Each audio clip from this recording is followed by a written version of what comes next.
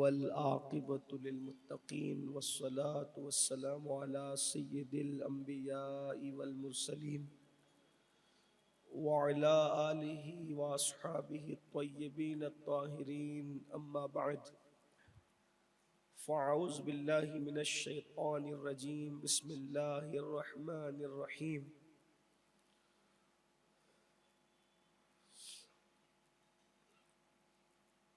इन्नमा यख्शल्लाह मिन इबादिहिल उलमा।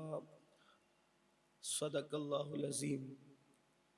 गौसे आज़म बमने बेसरो सामा मददे क़िबले दी मददे काबे ईमा मददे इंतज़ारे करमे तुस्त मने ऐनी राए खुदा जो वो खुदा बीनो खुदा दा मददे बगिरदा बे बला उफ्ताद कश्ती ज़ईफ़ानो शकिस्ता रात पुश्ती बहक के ख्वाजे उस्मान हारून मदद कुन या मोइनुद्दीन चिश्ती मदद कुन या मोइनुद्दीन चिश्ती मदद कुन या मोइनुद्दीन चिश्ती।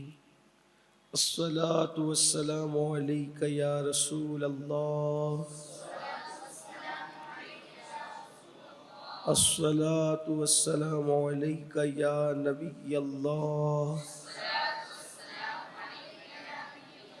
अस्सलातु वस्सलामु अलैका या हबीब अल्लाह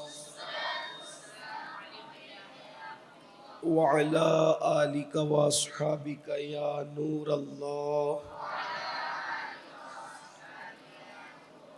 सल्लल्लाहु तआला अलैहि वसल्लम। कैसा प्यारा नाम है अशरफ, ये कैसी ताबानी है। कैसा प्यारा नाम है अशरफ, ये कैसी ताबानी है। मेरे अशरफ के जलवों पर ये दुनिया दीवानी है। सरवरा शाह करीमा दस्तगीरा अशरफा हुर्मते रूहे पैगंबर यक नज़र कुन सुए माँ। ए अशरफ़े ज़माना ज़माने मदद नुमा दरहाए बस्तराज कलीदे करम कुशा। आज की ये महफिल क़ुदवतुल औलिया क़ुदवतुल कुबरा महबूबे यज़दानी आबरूए सिलसिले चिश्तिया अहले बहिश्तिया खानवादे नूर बख्शिया के गुले सरसब इमाम सैयदना मखदूम अशरफ जहांगीर सिमनानी रदी अल्लाह तबारक व तआला अन्हु की याद में इनेकाद पजीर है। ख्याल था कि आज मखदूम पाक जो हमारे मुर्शिद हैं उनकी मकामे महबूबियत पर कोई गुफ्तगू की जाएगी, लेकिन शिकायतन नहीं बल्कि दुआ की गुजारिश के तौर पे कि बहुत दिनों के बाद आज तबीयत में वाकई अलालत का एहसास है। वो मेरा दिल ये चाह रहा था कि आज मरकज़ी बयान बिरादर अज़ीज़ हज़रतुल अल्लाम हाफिज़ व क़ारी गुफ़रान सल्लल्लाहु साहब से हम सुन लेते, लेकिन फिर मैंने सोचा कि मौजूद होते हुए मखदूम पाक की बारगाह में खिराज पेश न करूं, क्योंकि उनके मुझ पे बड़े एहसानात हैं, बड़ी करम फरमाइयाँ हैं। तो इस वजह से फिर मैंने सोचा कि टूटे फूटे अंदाज ही में सही कुछ बात पेश कर दें और मखदूम पाक का मकाम महबूबियत इस उन्वान को फिर किसी दिन के लिए उठा कर रखें कि उनका मकाम महबूबियत क्या, मकाम महबूबियत कब नसीब होता है वो उसको इतना समझ लें कि विलायत की दुनिया में चंद ही लोग हैं जो महबूबियत के मुकाम पर पहुँचे हुए, महबूब सुबहानी, महबूब इलाही और महबूब यज़दानी। और भी हैं, हमारे मुर्शिद गरीब नवाज भी मकाम महबूबियत पे फाइज हैं। शोहरत जिनकी महबूबियत के मुकाम को मिली है तो वे पूरी कायनात विलायत में शोहरत इन तीन को मिली, बल्कि इमाम अहमद रज़ा ने भी इन तीनों ही की महबूबियत का जिक्र जब उन्होंने शेखुल मशाइख ज़ेब सज्जादा आस्ताने आलिया के चौचा शरीफ हम शबी गौसे आज़म सैयदी आला हज़रत अशरफी मियाँ की जब शान बयान की तो आपने तीन ही महबूबों का जिक्र, अशरफी ए रुखत आई नए हुस्न खूबा, अशरफी ए रुखत आई नए हुस्न खूबा, ए नजर करदा वो परवरदे सह महबूबा। तो अब आप सोच सकते हैं कि जब शोहरत तीन के मकाम महबूबियत पर, तो तीसरे जो मकाम महबूबियत पे फाइज है वो सरकार गौसुल आलम मखदूम अशरफ जहांगीर समदानी। लेकिन उसके लिए जो वो इस सेहत की ज़रूरत नहीं है जिसमें गुफ्तगू हो रही है। उनके रब ने चाहा, उनके नाना ने उनके रब के चाहे के बाद चाहा और उनके नाना के चाहे के बाद फिर उन्होंने चाहा, तो इंशाअल्लाह इस पर गुफ्तगू होगी। हो सकता है कि शायद अगर कल तबीयत ठीक हो गई तो भावनगर में जो महफिल है मैं उसमें इस पर कुछ गुफ्तगू करूँ। गौस पाक गौसुल आलम का मकाम महबूबियत इंशाअल्लाह आज थोड़ी सी गुफ्तगू है, मैं वक्त ज़्यादा नहीं लूँगा। सरकार मखदूम अशरफ जहांगीर समदानी का जो ख़ानदान 6 पुश्तों में ऊपर की, छठे आप और ऊपर 5 यानी 6 पुश्तों में कोई भी बाप दादा में ऐसा न हुआ कि जो बादशाह न हो। 6 पुश्त बराबर बादशाह रही। एक दूसरे ये कि वो बादशाह भी रहे और आलिम भी रहे। ये जो संगम है ना, मसनदे तदरीस और तख्त का, ये सिवाय मखदूम साहब के खानदान के अलावा आपको कहीं नहीं मिलेगा। जहां तख्त है वहां मसनदे तदरीस नहीं है और जहां मसनदे तदरीस है वहां तख्त नहीं। ये सिर्फ मेरे मुर्शिद मखदूम अशरफ जहांगीर समदानी का खानदान है जहां तदरीस भी है और तख्त भी है। आपके वालिद बुजुर्गवार सैयद इब्राहिम नूर बख्शी रहमतुल्लाह अलैह,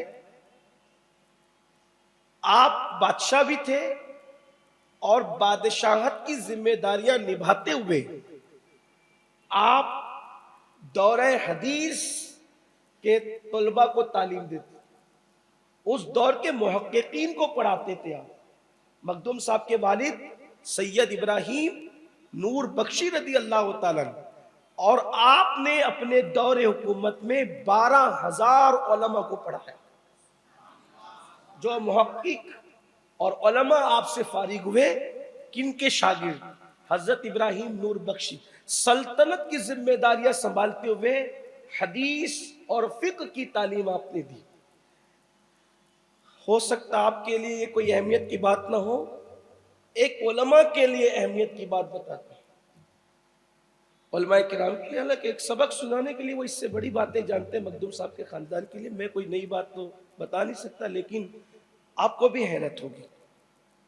हजरत सैयद इब्राहिम नूर बख्शी जो थे वो इतने इल्म दोस्त थे, इससे आपका अंदाजा होगा कि वो खुद पढ़ाते थे, यानी खुद मुदर्रिस थे। तख्त हुकूमत पे बैठ करके और फिर किनको पढ़ा रहे हैं?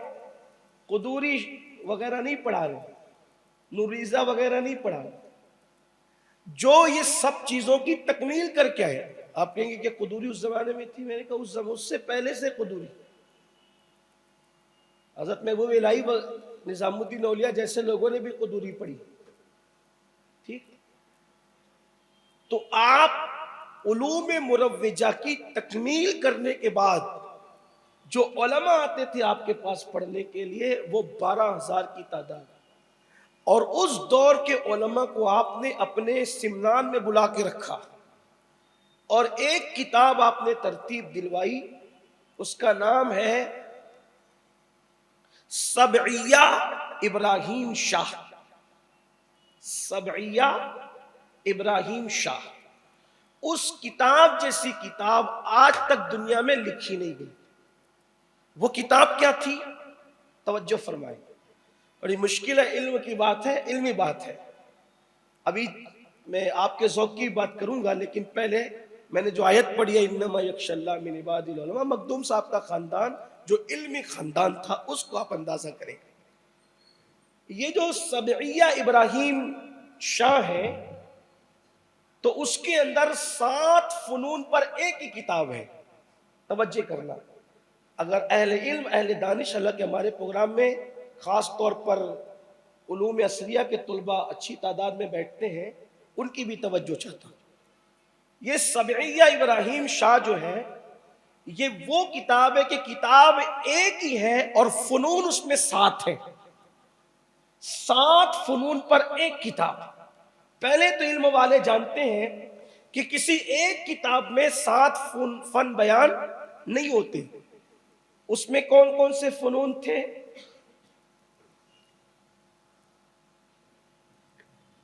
एक इल्म कलाम जिसका ताल्लुक अकीदे से, इल्म कलाम अकीदे।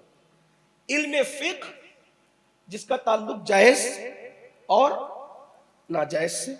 इल्म तफसीर, कुरान मुकद्दस की तफसीर। इल्म हदीस, जो हदीस के उलूम होते हैं। इल्म मानी, इल्म हयात और इल्म शराय। ठीक, ये 7 उलूम और फनून एक किताब में। और वो किताब कैसे लिखी गई? ऐसे नहीं कि वुजू करना नमाज से पहले फर्ज है, एक इबारत हो गई, ये नहीं। नमाज में इतने शरायत हैं, ये नहीं। उलमा की तवज्जो चाहता, सिर्फ सबक सुनाने के लिए, ताकि मेरे मखदूम के वालिद बुजुर्गवार उनके खानदान का इल्मी मकाम पता चल जाए। इसी तरीके से इस आयत के बारे में ये बयान किया गया, ये नहीं। इसी तरीके से वहदतुल वजूद का अकीदा, ये नहीं। बल्कि सबइया इब्राहिम शाह इस तरह की किताब थी जिसमें 7 खाने खड़े और 7 खाने आड़े। जैसे हम तावीज का जायचा भरते, वो 16 खाने वाला, फिर 12 खाने वाला, 9 खाने वाला, ये नहीं आप तावीज देखते हैं। तो तावीज का जो जायचा भरा जाता है तो उसमें से आप ऐसे पढ़ते हैं, जैसे मिसाल के तौर पे ऐसे पढ़ा तो भी 12 आएगा, ऐसे पढ़ा तो ही 12 आएगा, ऐसे पढ़ा तो ही 12 आएगा, है ना। ये यानी कि इधर से पढ़ो, इधर से पढ़ो, इधर से पढ़ो तो उतना ही आएगा। तो सबइया इब्राहिम शाह की खुसूसियत ये थी कि वो 7 खानों पे मुश्तमिल थी। उसको अगर ऐसे पढ़े तो इल्म फिक्र का मसला पता चलता है, और ऐसे पढ़े इल्म कलाम का मसला पता चलता है, ऐसे पढ़े इल्म मानी का मसला पता चलता है, ऐसे पढ़े इल्म हयात का मसला पता चलता है। इस तरह की किताब किसी ने दुनिया में लिखी नहीं। अगर वो लिखी गई है तो मेरे मखदूम के वालिद बुजुर्गवार की ईमा पे लिखी गई। इस तरह आपका इल्मी मकाम है, घर वालों, बादशाह होकर के ये मकाम और मर्तबा। काश कि वो किताब लोगों को मिल जाए।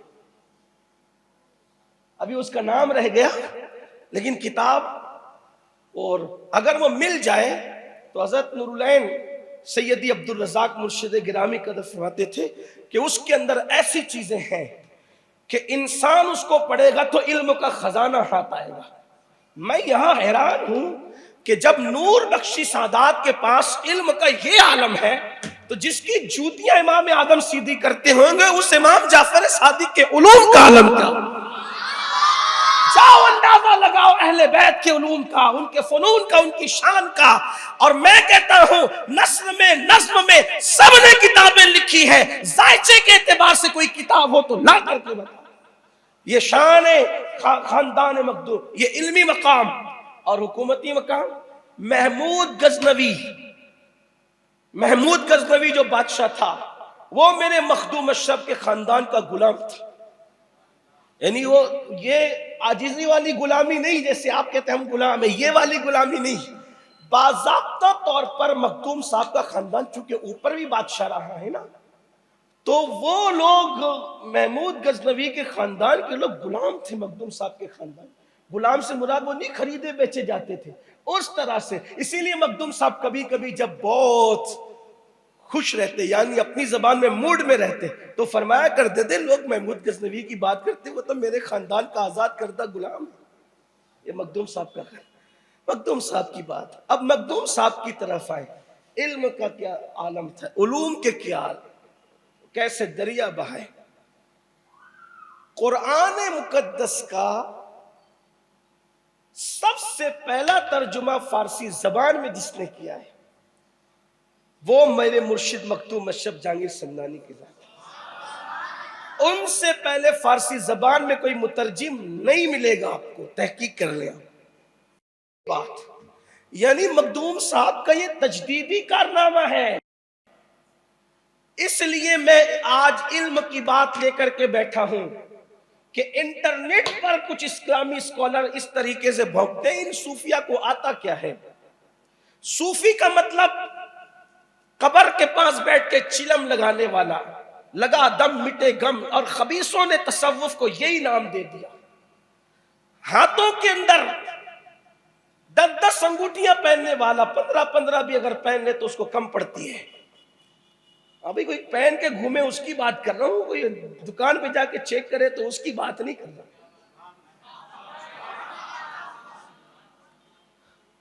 कुछ लोगों को शौक है ना तबीयत में, तो बहरहाल 10-20 अंगूठियों का नाम तसव्वुफ, काले पीले हरे कपड़ों का नाम तसव्वुफ, कब्रों में बैठ करके चिलम पीने वालों का नाम तसव्वुफ। और जिसको सूफी कह दिया गया मतलब लंबी लंबी छोड़ने वाला, जिसको सूफी कह दिया मतलब उठ पटांग बातें करने वाला। यानी इसी तरीके का एक बहुत दिनों से एक तसव्वुर बांधा जा रहा है। सूफिया का नाम आता है तो लोगों के दिमाग के अंदर जब वो ये आता है, अरे ये तोहमात परस्त लोग होंगे, कब्र परस्त लोग होंगे, चादर घाघर वाले लोग होंगे। मैं कहता हूं तुमने अपने दौर के जाहिल सूफिया को देखकर अगर तसव्वुफ को पहचानने की कोशिश की है तो आप बिल्कुल उसी तरह गैर मुस्लिमों की तरह गलती कर रहे हैं जो आज के मुसलमानों को देखकर इस्लाम समझ रहे हैं और गलत फहमी का शिकार है। वैसे ही आज के जाहिल सूफिया को देखकर, जाहिल पीरों को देखकर अगर आप तसव्वुफ समझने की कोशिश कर रहे हैं तो उन्हीं गैर मुस्लिमों की तरह आप गलती कर रहे हैं कि मुसलमान शराब पीता है मतलब इस्लाम बुरा है, मुसलमान जिना करता है इसका मतलब इस्लाम बुरा है, मुसलमान चोरी करता है इसका मतलब इस्लाम बुरा है। अरे आजकल के मुसलमान को देख के इस्लाम न समझ, इसलिए कि मुसलमान शराब पीता है इसमें इस्लाम का क्या कसूर है, मुसलमान जिना करता है इसमें इस्लाम का क्या कसूर है। तो जैसे मुसलमान के जिना करने से, शराब पीने से इस्लाम पे कोई फर्क नहीं आता, हम इस मुसलमान को क्या जाने जो शराब पीता है। हम तो उन मुसलमानों को जानते हैं जो शराब पीने वालों को कोड़े लगाया करते थे। हम तो उन मुसलमानों को जानते हैं जो जिना करने वालों को जो है संसार किया करते थे। हम तो उन मुसलमानों को मानते हैं जो चोरी करने वालों के हाथ काटा करते थे। हम तो उन मुसलमानों को जानते हैं अल्लाहू अकबर जिनके चेहरों को देख करके लोग कलमा पढ़ते नजर आते थे। इसलिए हम दावत देते हैं, अगर इस्लाम समझना है तो 14वीं सदी के मुसलमान को देखकर न समझ, अगर इस्लाम समझना है तो सिद्दीक अकबर को देखकर, फारूक आजम को देखकर, उस्मान गनी को देख के, मौला अली को देख के, साहब को देखकर, सईद को देख के, तलहा को देख के, अबू जुबैर को देख के, अबू तलहा को देखकर, अबू हुरैरा को देखकर, बिलाल को देखकर, उवैस को देखकर, अब्दुल कादिर जिलानी को समझने की कोशिश, करबला वालों को 72 को देख के इस्लाम समझने की कोशिश कर। अगर आज गहरे गहरे नत्थू खैरे को देख के इस्लाम समझने की कोशिश करेगा तो तू इस्लाम से बदजन हो जाएगा। वैसे ही कहता हूं मेरे अजीज, जैसे इस्लाम आजकल वालों को देख के समझेगा तो गलत फहमी का शिकार होगा, वैसे ही तसव्वुफ आज के जाहिल सूफी को, जिसको कुछ तसव्वुफ का ता नहीं पता, जिसको तसव्वुफ का जो कुछ नहीं बन सकता वो आज सूफी बनता है। इतना आसान है सूफी बनना, इतना आसान है। चिलम पिया, अड़बड़ किया, गड़बड़ किया, काले कपड़े पहना, सफेद पहना, हरा पहना और बन गया सूफी। इतना आसान है। ठीक, हाँ, जो असली सूफी लोग हैं उसकी बात नहीं कर। जैसे असली आलिम कभी अपने आप को आलिम नहीं कहता, वैसे असली सूफी कभी अपने आप को सूफी नहीं कहता। आलिम कभी अपने आप को जबान से वो कहेगा मुझे कुछ भी नहीं आता, मुझे कुछ नहीं आता। आपको बताऊं आलिम लोग कैसी बात करते हैं। बाबे मदीनतुल इल्म सैयदना अली मुर्तजा कर्रमल्लाह वजहुल करीम से उनके शहजादे मोहम्मद बिन हनफिया ने पूछा, अब्बा जान, रसूलुल्लाह के दौर में हुजूर के बाद सबसे अफजल आप लोग किसको मानते थे? अबू बकर सिद्दीक को, उनके बाद उमर इब्ने खत्ताब को, और उनके बाद आपने फिर किसी का नाम लिया। तो मोहम्मद बिन हनफिया सोचते हैं कि अब ये नाम ही लेते रहेंगे, तो कहा फिर उनके बाद आप, उनके बाद मैं तो एक आम मुसलमान हूं, मेरी कोई हैसियत ही नहीं। ये आलिम लोग ये बात करते हैं। तो ऐसे ही जो सूफी होगा वो कभी नहीं कहेगा कि मैं, दुनिया उसको कहेगी, वो नहीं कहेगा। और जो सूफी होगा, अल्लाह अल्लाह, अगर बता दूं ना तसव्वुफ क्या है और सूफी किसे कहते हैं, उठ के भाग जाओ, उठ के भाग जाओ। एक बात बताता हूं सिर्फ,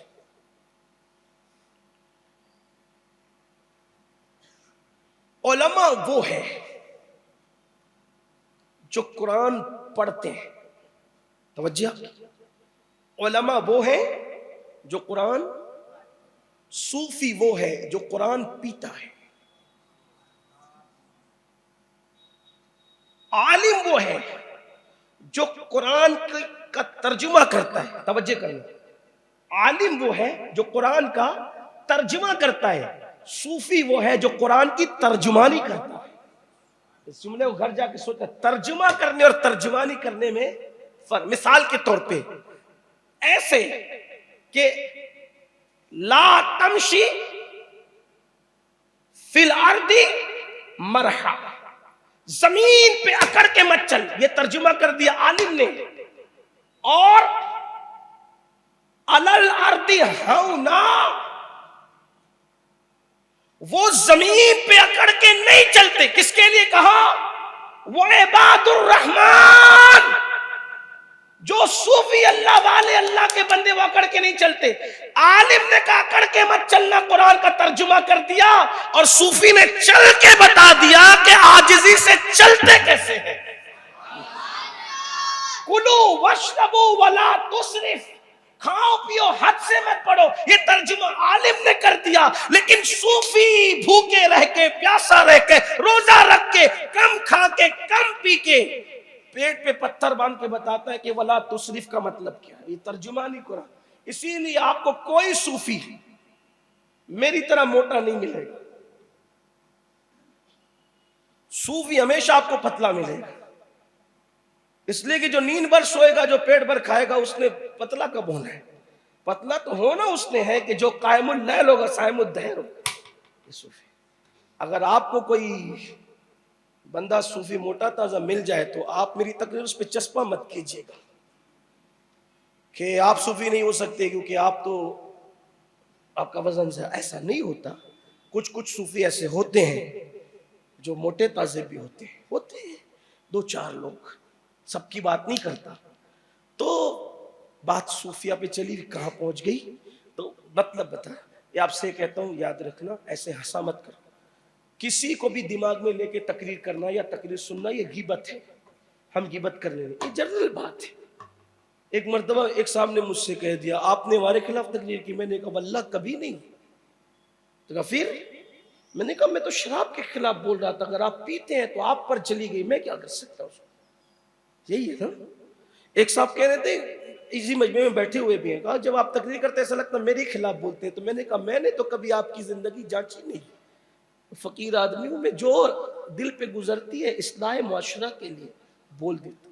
आप किसी पे मत ले, अल्लाह के घर में कहता हूँ, अल्लाह की कसम खा के, मेरे जहन में कोई शख्सियत टारगेट के तौर पे नहीं रहती, बस जनरल में बात करता जाता हूँ और फिर तीर निशाने पे लगता जाता है। फिर आप जहां तक पहुंचते ही आपका जौक है। बल्कि आपको यह भी कह दूं कि कोई मोटा आदमी वली भी नहीं होता है। तो अगर आपको गलत फहमी है, मोटा इंसान कभी वली नहीं, इल्ला माशा, 2-4-6 अगर कुछ निकल गए अलग बात। ये मैं अपनी तरफ से नहीं कह रहा हूं, रिसाला कुशैरिया उठा के देखिए, तफासिर उठा के देखिए। कोई अगर हो जाए तो चूंकि हुक्म अक्सरियत पे लगता है, अगर चंद एक उससे खारिज हो जाए तो कोई बात नहीं। तब आप दुबलों में ढूंढेंगे तो हर दुबला कोई वली थोड़ी होता है, हर दुबला वली नहीं, लेकिन अक्सर औलिया आपको हल्के बदन वाले में। तो अर्ज ये कर रहा था, मैं अपनी बात मुकम्मल करूं, कि मखदूम साहब रहमतुल्लाहि ताला अलैह पे बात चल रही थी कि कुरान मुकद्दस का सबसे पहले मुतरजिम अगर फारसी जबान के, क्योंकि सूफिया को आप ये समझते हैं ना कि करामत दिखा रहे हैं, और सूफिया कुछ आता नहीं। आपको अगर तसव्वुफ समझना है तो हमें आजकल के लोगों को देख के तसव्वुफ न समझें, बल्कि आप मखदूम सिन्ना को देखकर, जुनैद बगदादी को देखकर, सिर्री सक्ती को देखकर, अबू बकर शिबली को देखकर, मारूफ करखी को देखकर, इमाम अली रजा को देखकर, सरकार गौसे आजम को देखकर, गरीब नवाज को देखकर, महबूब इलाही को देखकर, कुतुबुद्दीन बख्तियार काकी को देखकर, साबिर कलियरी को देखकर, इन लोगों को देख के तसव्वुफ समझो तो आपको तसव्वुफ समझ में। इनमें कोई बंदा, मैंने जितने नाम लिए ना, कोई बंदा उलूम मुरव्विजा से आरी नहीं था। ये पहले इल्म की तकमील करते थे, उसके बाद तसव्वुफ में कदम रखते थे। आज अंडे से निकल करके तसव्वुफ में पहुंच जाते हैं, कुछ नहीं पता होता। बहुत से मुलाकात हुई, एक साहब कह रहे थे कि मैं ऐसा सूफी हूं कि मैं जब वो 1 तोला जब वो इतर पी सकता हूं। ये भी कोई बात हुई? मेरा एक दोस्त मेरे साथ था, अल्लाह को प्यारा हो गया, मरहूम हो गया, अल्लाह उसकी मगफिरत करे। बोले बस इतना ही है। तो कहा कि है आपके पास इतर? तो उसने कहा हाँ है। उसने निकाली बोतल और उसने पी लिया। तो वो सूफी साहब और उसका मुंह तकते रह गए। एक तो ये कि मेरी करामत तो गई, दूसरा इतर की बोतल भी इसके पेट में। ये हाल है। इतर पीना भी कोई तसव्वुफ है? अरे दिल को इश्क मुस्तफा से मुअत्तर करना, इसका नाम तसव्वुफ। जहां बैठ जाए कुलूब अज़हान और मशाम जा मुअत्तर करना, इसका नाम तसव्वुफ। क्या लोगों ने लगा, कुरान कहते कूनू रब्बानी जीन, कूनू रब्बानी जीन, अल्लाह वाले बन जाओ। और क्या कैद लगाई अल्लाह वाला बनने के लिए? न अंगूठी, न छल्ला, न छठी, न चिल्ला, कुछ नहीं, न कपड़ा हरा, न काला, न पीला, कुछ इसका कोई ताल्लुक ही नहीं अल्लाह वाला। कूनू रब्बानी जीन, अल्लाह वाले बन जाओ। तो अल्लिमूनल किताब वबिमा कुंतुम तदरुसून, किताब की तालीम दो और किताब का दर्स दो, यानी किताब के पैगाम को, अल्लाह की किताब को आम करो, इसी से तुम अल्लाह वाले बनोगे। तो अल्लिमूनल किताब, उसकी तालीम दो, बिमा कुंतुम तदरुसून, और उसका दर्स दो, तालीम दो, दर्स दो, अल्लाह वाले बन जाओगे। आपको कोई वली ऐसा नहीं मिलेगा जो किताबुल्लाह की बात न करे। इसीलिए अल्लाह वाले हमेशा अल्लाह की किताब की बात करते हैं और जाहिल लोग अपनी अटकल की बात करते हैं। तो अब अल्लाह वालों को पहचानना आसान हुआ कि नहीं कुरान की रोशनी में? वो कहते हैं मौलवियों को क्या समझता है? तो मौलवी को क्या समझता है? मौलवी को मौलवी इसीलिए कहते हैं, कूनू रब्बानीयीन से निकला ये मौलवी। रब्बानीयीन का मतलब होता है, रब्बानी का मतलब होता है अल्लाह वाला, और मौलवी का मतलब भी होता है अल्लाह वाला। और लोग कहते हैं मौलवी को क्या समझता है? वो मौलवी अल्लाह की किताब पढ़ता है, उसको कुछ नहीं समझता तो फिर किसी को कुछ नहीं समझता। मैं उनकी बात कर रहा हूं जो जाहिर बीन नहीं है, जो वाकई अल्लाह वालों के कदमों से जुड़े हुए हैं। तो मखदूम पाक किताब के कैसे आलिम थे, किताबुल्लाह के। फारसी जबान में सबसे पहला तर्जुमा किसी ने अगर किया है तो वो मखदूम सिमना है। 10 मिनट के टाइम में जितना बयान हो सकता है मैं कर देता हूं। वैसे तो इज्तिमा में आने की हिम्मत नहीं थी, जिक्र मखदूम क्या आया। इब्तिदा के जुमले गलत साबित होंगे कि ये तो करम है मेरे मखदूम का, इससे बढ़कर पूरे कद से खड़ा हूं, ये करम है तेरा, मुझको झुकने नहीं देता है सहारा तेरा।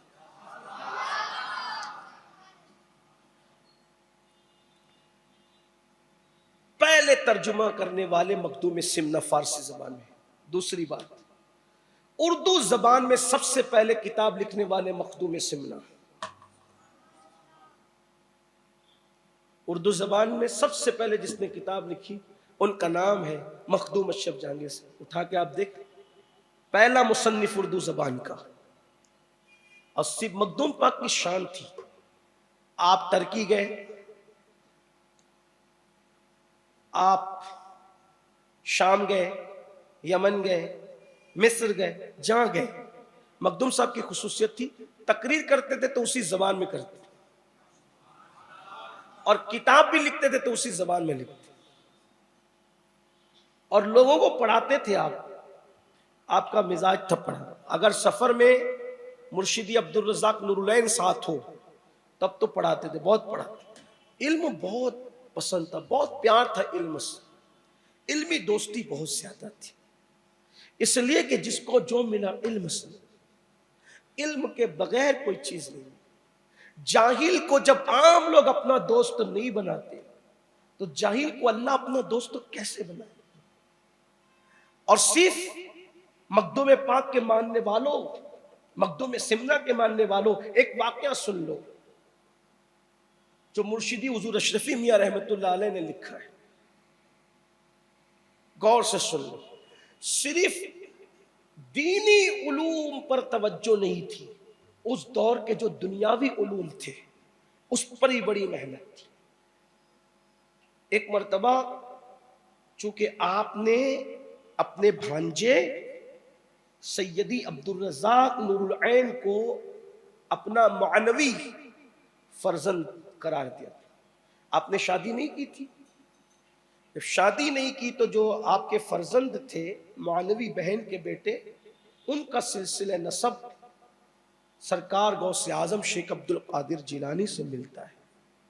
आपकी बहन के बेटे, आपके भांजे, मानवी फर्जंद। तो चूंकि आपकी नीयत ये थी कि मेरे बाद मेरा जानशीन मेरा भांजा होगा, पहला जानशीन मेरा भांजा होगा। बहुत पढ़ाते थे, बहुत पढ़ाया, बहुत पढ़ाया, इतना पढ़ाया कि आपको हैरत होगी कि आपके मुरीदों में एक मिर्जा साहब थे। मिर्जा साहब अनपढ़ थे, 12 साल तक सब्जवार से निकले। असल में मिर्जा साहब जो थे वो तैमूर लंग के अमीरों में से थे, उमरा में से थे।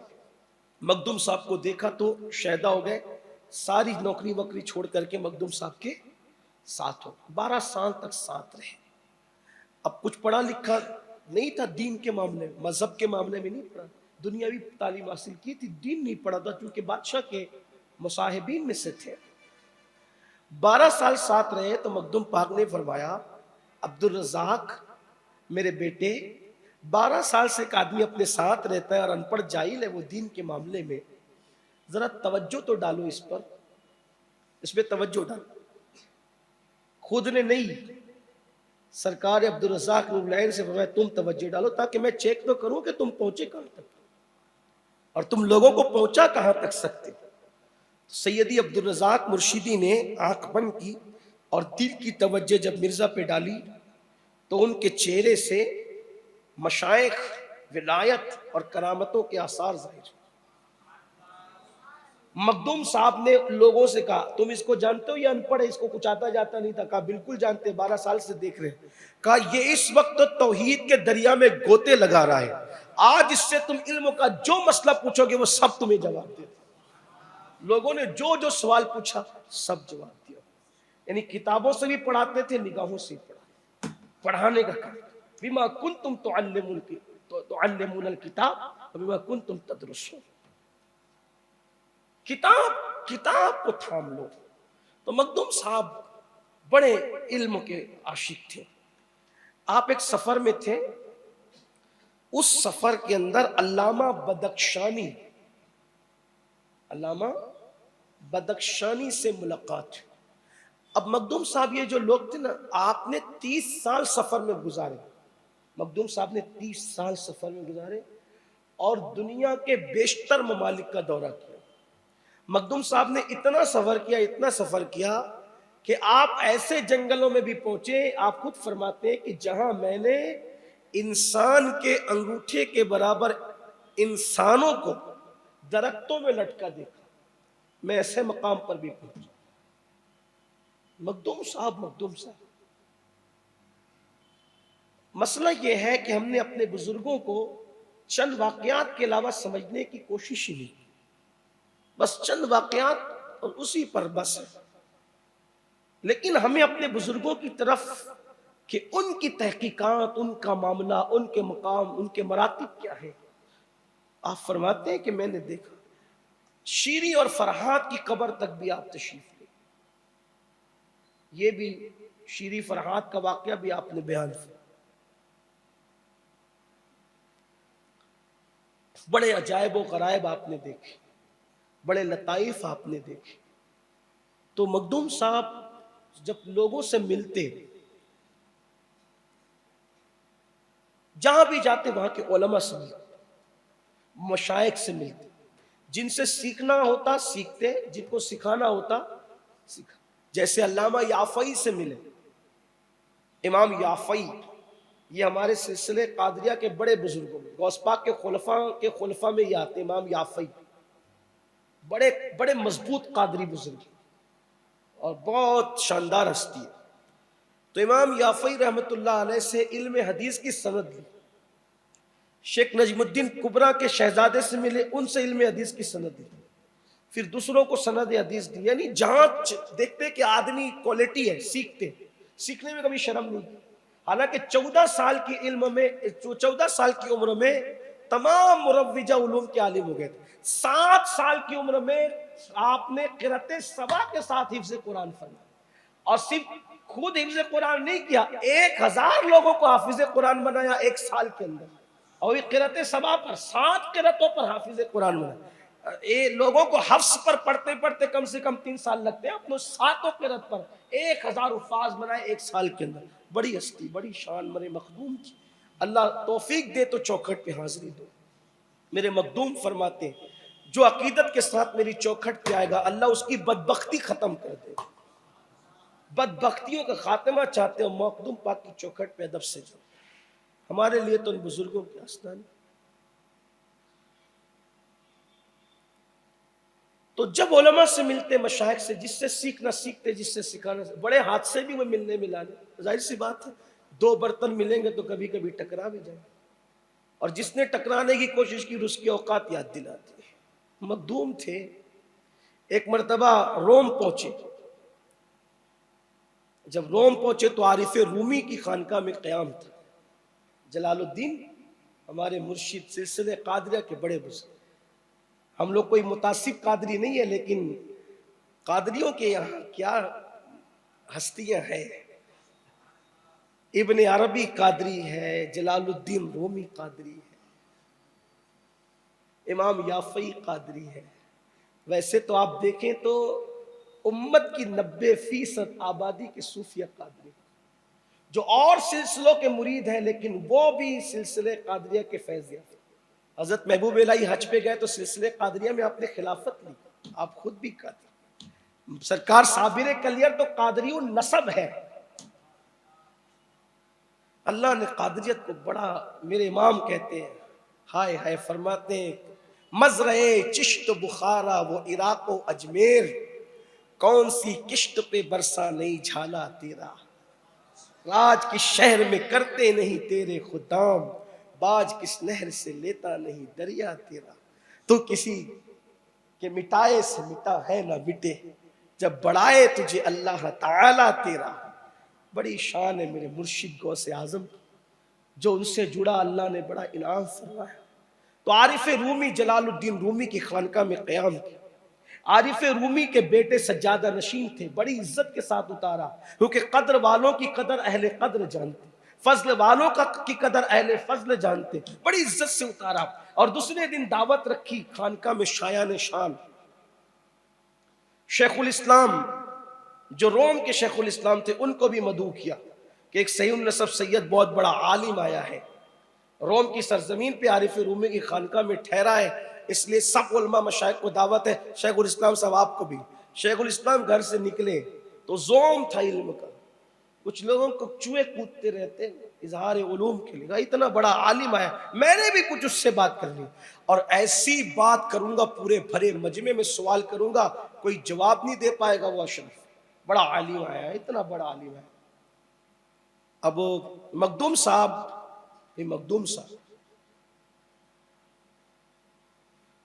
मखदूम साहब ने क्या किया, खानका से देर से निकले, दावत सब आके बैठ गए, आखिरी में आए।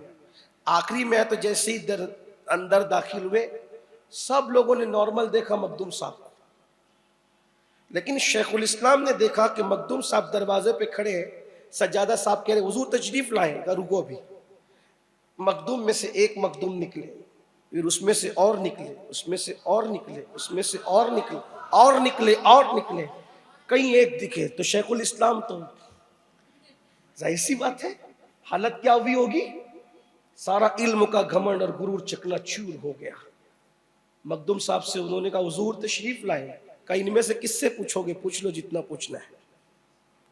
सवाल पूछने आए थे ना, जवाब नहीं दे पाऊंगा, लो पूछ लो, किससे पूछते हो, किस अशरफ से पूछना है पूछ लो। कदम पकड़ लिए, गिर गए, माफी मांगी, अब नहीं करेंगे। दूसरे दिन सुबह बगैर टोपी बगैर अमामे के दौड़ते भागते आए, कदम पकड़िए, सरकार अब तो बचा लो, माफ कर दूंगा। हुआ क्या, तो कहा कि घर पे सो रहा था, छत पे 4-5 लोग आए तलवार लेके, कहा तूने अशरफ की बेहुरमती की, तू सवाल पूछने गया था, नीचा दिखाने के लिए, तुझे मार डाले, कत्ल कर देंगे। तो कहा एक नूरानी चेहरे वाले बुजुर्ग है, कहा मैंने माफी मांग ली है, मैंने सिफारिश कर दी, भाई इसको छोड़ दो, ये बच्चा है, छोड़ दो इसको। सब ने छुड़ा लिया। तो कहा जब वो चले गए, वो नूरानी चेहरे वाले बुजुर्ग चले गए, फिर मैं हज़रत माफ़ कर दो, ये मसला ख़त्म कर दो, मैं माफ़ी मांगता हूँ। आपने मुस्कुरा के कहा वो नूरानी चेहरे वाला बुजुर्ग कौन था, तुझे पता है? नहीं हुजूर नहीं पहचानता। कहा वो तेरा दादा था, बड़ा नेक है, उसी की सिफारिश में मैंने तुझे माफ़ कर दिया, जा। आइंदा अल्लाह वालों को छेड़ना नहीं ऐसे, जाइए। जाते थे तो मिलते सबसे थे, लेकिन ऐसे हादसात भी होते थे। और मखदूम साहब का एक कॉल है जिस पे मैं अमल करता हूँ, आपसे भी कहता हूँ अमल कर। मैं भी आगे बात करता हूँ ख़त्म करते हुए। मखदूम साहब फरमाते हैं उलमा से या मशाइख से या औलिया से जब मिलने जाओ तो चाहे वली ज़मीन के नीचे हो चाहे ज़मीन के ऊपर हो, आलिम चाहे ज़मीन के नीचे हो यानी कब्र में हो चाहे ज़मीन के ऊपर, उसके पास जाना तो कभी खाली हाथ मत जाना। किसी आलिम के पास, सूफी के पास, वली के पास जाओ, कभी खाली हाथ मत जाओ। एक खजूर ही ले लो, एक सिक्का ही ले लो, एक अतर की बोतल ही ले लो, एक मिसवाक ही ले लो, कुछ ना कुछ उसको नजर पेश करो। उससे क्या फायदा होगा? मखदूम साहब फरमाते हैं जब अल्लाह वालों के यहाँ खाली नहीं जाओगे तो खाली वापस भी नहीं आओगे। इसलिए मैं आप लोगों को कहता हूं कि जब जुमा की नमाज पढ़ने आया करो तो 20 रुपए साथ लेके आया करो, अगर गरीब हो तो 10 रुपए मस्जिद की झोली में डाल दिया करो, और जब नमाज के बाद मुसाफा करो तो 10 रुपए कम से कम अपने इमाम के हाथ में रख दिया, क्योंकि रोज रोज तो आप दे नहीं सकते, लेकिन कम से कम हफ्ते में एक बार तो दे सकते। अपने पीरों से मिलो, खाली हाथ न मिलो, कुछ न कुछ उनको नजर करो। अपने मशाइख से मिलो, खाली हाथ नहीं। ये मिजाज हमारे मालेगांव में कम है। अब कुछ लोग तो इसका मजाक उड़ाते, पीर साहब से खाली हाथ नहीं मिलने की बात करते। मैंने कहा ओ पागलो, ये तसव्वुफ के मामलात है, अहलुल्लाह का तरीका है नजर पेश करना। तो आपसे मेरी गुजारिश है कि आप इसको शुरू करके देखें, इंशाअल्लाह अल्लाह ने चाहा, उसके चाहे से उसके रसूल ने चाहा, बड़ी बरकत है। अपने मस्जिद के इमाम से आप शुरू करके देखें। ऐसे खाली हाथ आके मिल लेते हो। ये इमाम लोग ने मुझे नहीं लगाया है बोलने के लिए, वैसे मुझसे कोई बुलवा भी नहीं सकता। हाँ, मेरे पास बहुत आते, ये बोलना, तो मैं कहता हूं मैं तुझसे सीख के बोलूंगा, मैं जो चाहूंगा वो बोलूंगा, जो हक देखूंगा वो बोलूंगा। कोई आए, यहां बहुत टेढ़ी खीर है, आसान नहीं है अपनी जबान से किसी को, लेकिन जो हक है वो हक है। सबको देते हो ना, अपने इमाम को क्यों नहीं देते? इसीलिए फिर जुमा में खाली आते हो, खाली जाते हो। अब आप कहेंगे कि इमाम साहब तो ऐसे, मैंने कहा यार किसी की तहकीक क्यों करता है? हुस्न जन रख, अगर तू हुस्न जन रखता है तो तेरा इमाम तेरे लिए अल्लाह वाला है। बस हुस्न जन बड़ी चीज, कुरेदा मत करो। कोई कुरेदने की, इस्लाम कुरेदने का मजहब नहीं, इस्लाम तो पर्दे डालने का मजहब। तो मखदूम साहब जहां गए नजर लेकर, और मेरी भी आदत है, मैं इस पे अमल करता हूँ, कोशिश करता हूँ। बहुत मालदार तो नहीं हूँ, लेकिन मेरी कोशिश रहती है पहली बार शयूख से मिलूँ, उलमा से मिलूँ, शायद या कोई आलिम, कोई सैयद ज़्यादा मेरे घर तक चल कर आए। मैं कुछ नहीं दे सकता तो कुछ नहीं। एक मरतबा ऐसा हो गया, वाकया मुझे याद आ गया। एक मरतबा ऐसा हो गया कि मैं मीटिंग के लिए, किबला अमीर सुन्नी दावत इस्लामी ने मुझे मुंबई बुलाया, कायदे मोहतरम की बारगाह में हाजिर हुआ। तो हज़रत अमेरिका से तशरीफ़ लाए थे। हज़रत ने फरमाया कि मैंने आपके लिए बड़ी खूबसूरत और कीमती घड़ी लाई, अमेरिका से, आप उसको कबूल करें लेकिन आप इसको पहनना। मैंने मूड भी बना लिया कि इतनी बड़ी हस्ती का दिया हुआ तोहफा है, मैंने उसको जिंदगी भर पहनना। मैं उसको लेकर ये नियत किया था कि अमीर मोहतरम ने दिया है, अभी नहीं पहनूंगा, घर ले जाऊंगा, अम्मी के हाथ में दूंगा, माँ से कहूंगा तुम ही पहना। तोहफा अमीर का हो, हाथ अम्मी के हो, तो अम्मी के हाथ से पहनूंगा, जिंदगी भर पहनता रहूंगा, निशानी रहेगी मेरे अमीर की, मेरे कायद की। ऐसे ही हुआ। जब मैं मुंबई से निकला, अफगानिस्तान के एक सैयद साहब का फोन आया।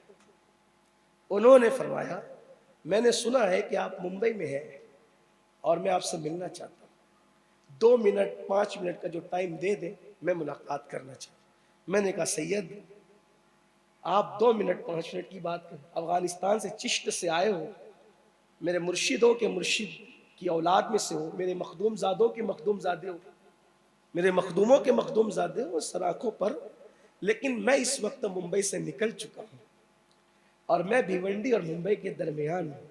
तो उन्होंने कहा सैयद तू जाए वहीं रुक जा। मैंने कहा इतनी इजाज़त चाहता हूँ कि इस वक्त मेरे साथ मेरे रफ़ीक के सफ़र जो हमेशा रहते हैं अब्दुल रशीद भाई बिरादरी जी वक़ार, वो साथ थे।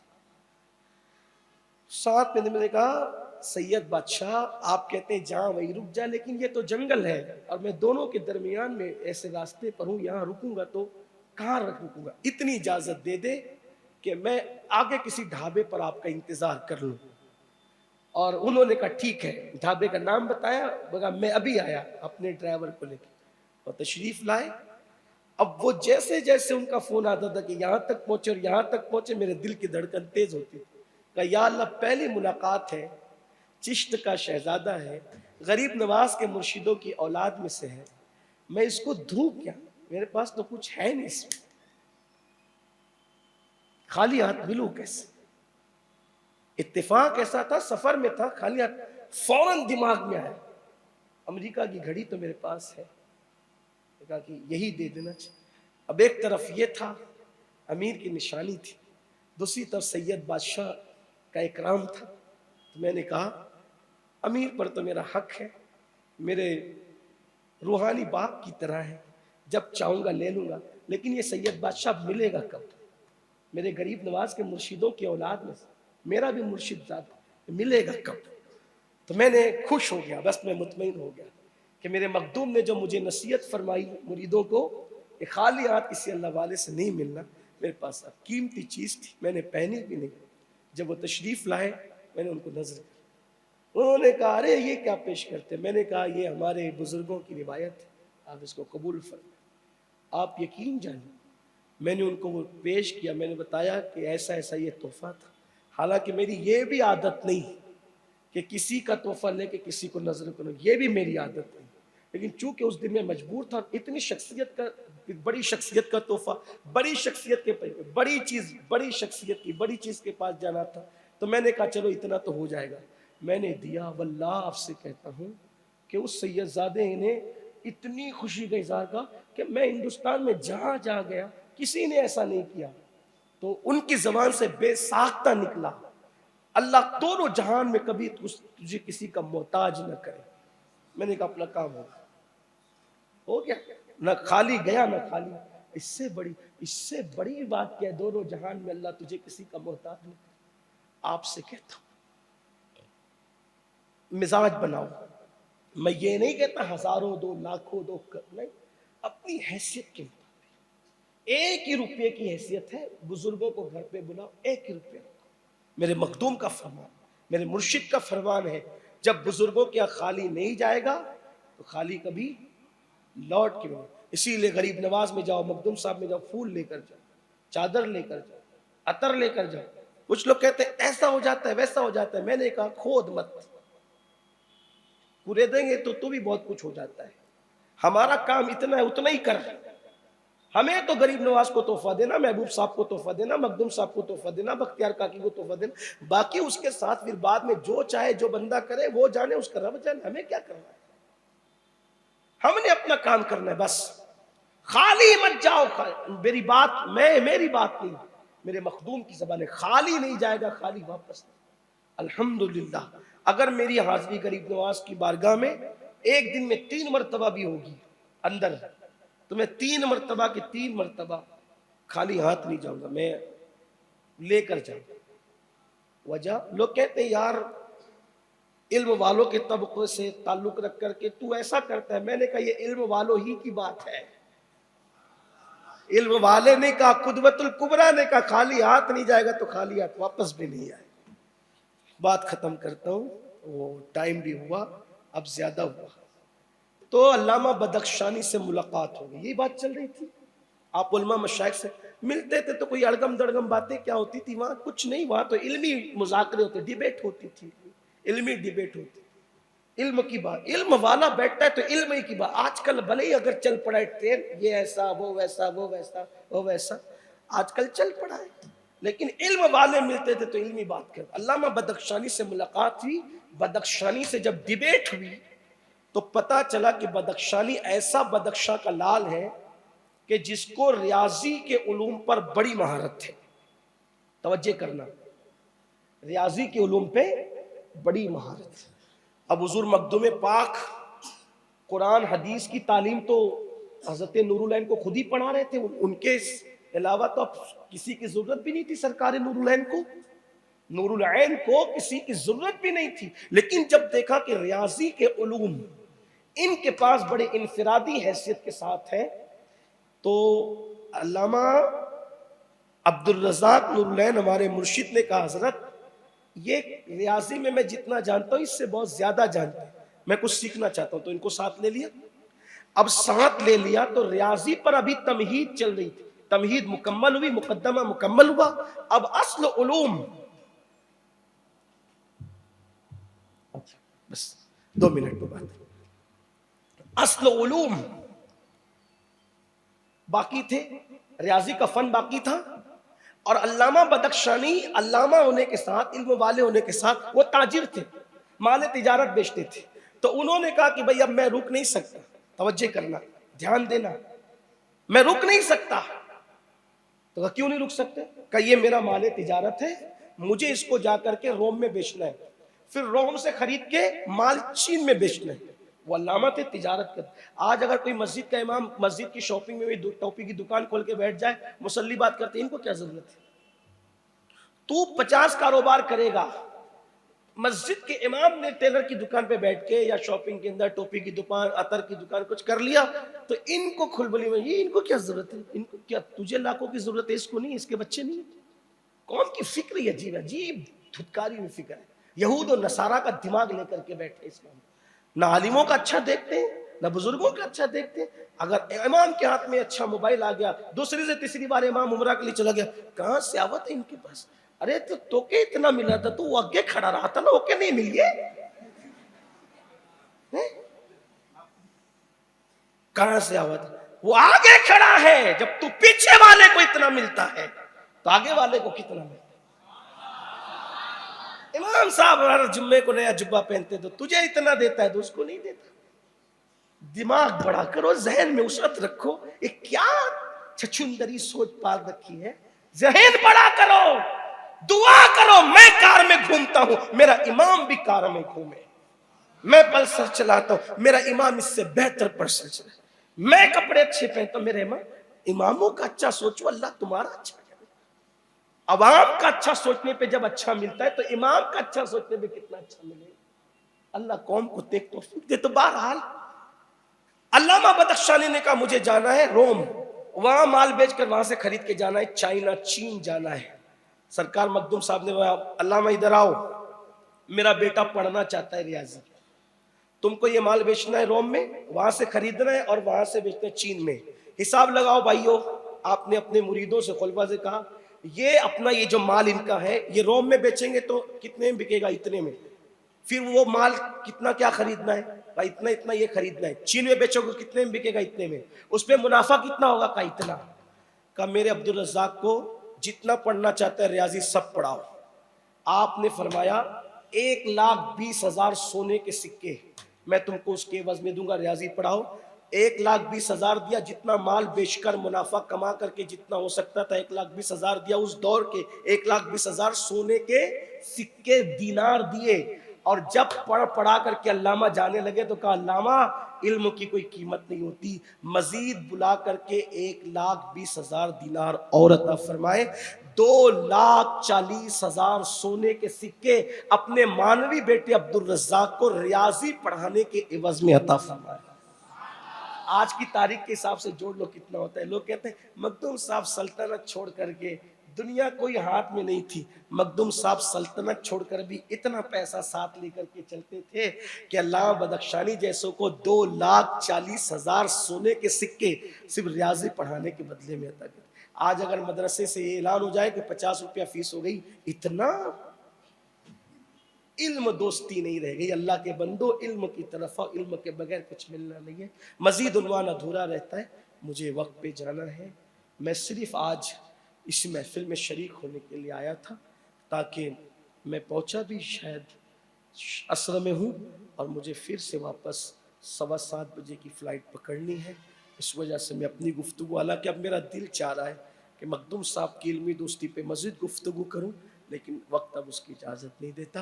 अल्लाह पाक हम सबको मखदूमी फ़ैज़ व बरक़ात से माला माल, अपने बुज़ुर्गों के दामन से वाबस्ता रखे, उनकी खैरात अता फ़रमाए, बुज़ुर्गों के दामन में ज़िंदगी दे, उसी में मौत अता फ़रमाए। गुफ्तगू के दरमियान कोई गलती हो तो अल्लाह माफ़ फ़रमाए। अस्सलामु अलैकुम व रहमतुल्लाहि।